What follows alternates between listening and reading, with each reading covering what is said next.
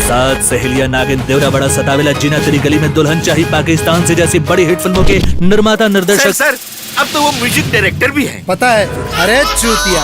Oh sorry सर। हाँ तो निर्माता निर्देशक गीतकार और संगीतकार राजकुमार आर पांडे काफी है। लेकर आ रहे हैं भोजपुरी में पहली बार 5 हीरो वाली फिल्म।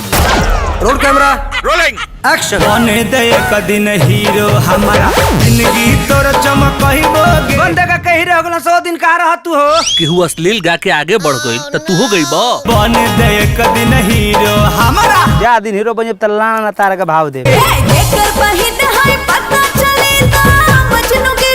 कारे बहिर खुदवा कनवा में गधा घोड़ा का घंटी डाल के घूमता रे। बंद करो शूटिंग। कारे भोसड़िया वाली शूटिंग के चक्कर में हमरा खेत खत्म मातारी चौथा लाता नहीं है। ये फिल्म नहीं, एक कंप्लीट एंटरटेनमेंट पैकेज है और ये है डुप्लीकेट राजकुमार आर पांडे। मैं राजकुमार आर पांडे, सफलता के लिए सिर्फ नाम ही काफी है। अरे बम्बई से राजकुमार आर पांडे गांव में शूटिंग करे अइला ना रे। जौना दिन राजकुमार आर पांडे के पता चल गई कि उनके नाम के फंदेबाजी हमने करे नहीं, वह मैं क्या तोहरा हमरा दोनों गड़िया में डाल आओ और यह 3 भक्तों भौके हमरो के एक बार ऐसा ना पर्दा पलिया दी कि गर्दा मचा दी। ओके, इन्होंने के फ्यूचर खातिर कुछ खर्चा करे के पड़ी। देवे के पड़ी सर। कितना ले खर्चा हो जी फिल्म में? लगभग 20 लाख रुपए। हीरो हीरा लाल बड़े बड़ा जने दिदिया के हीरो बने गई ना और बुता के चल गई ना। अरे लेकिन सर द्रौपदी कहाँ सही है में? राजकुमार पांडे नाम है हमारा। न जाने कितना लड़की सड़क से उठौनी, महल तक पहुँचौनी। अब एक और लड़की सड़क से उठाई और मुंबई तक पहुँचाई।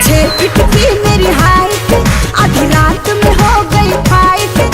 राजकुमार आर पांडे के फिल्म की हीरोइन मिल गई। बालम छोटे से एक नहीं 5 हीरो के साथ मैं तुम्हें लॉन्च करूंगा। जैसे राउत 7 गो सहेलिया फिल्म रहलन वैसे ही 5 गो हीरो। ओह माय गॉड, तुम मेरी सारी फिल्में देखती हो। मरद नहीं पूछे दर्द हम कैसे के अब समझाई। सोचे न मजरा पूछे न मजरा कितनो अढ़ाई रजाई।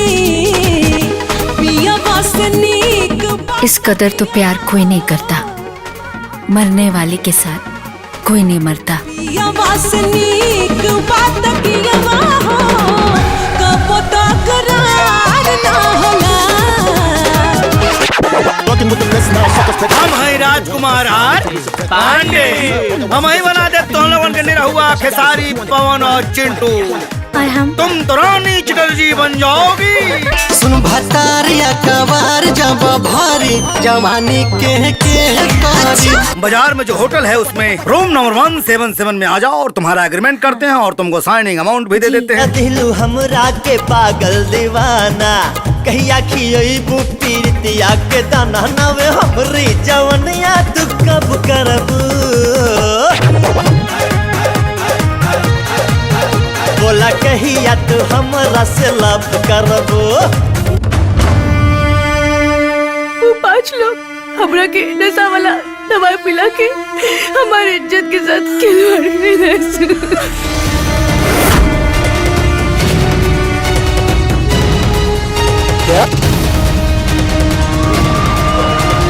अरे भागो, पुलिस आई है।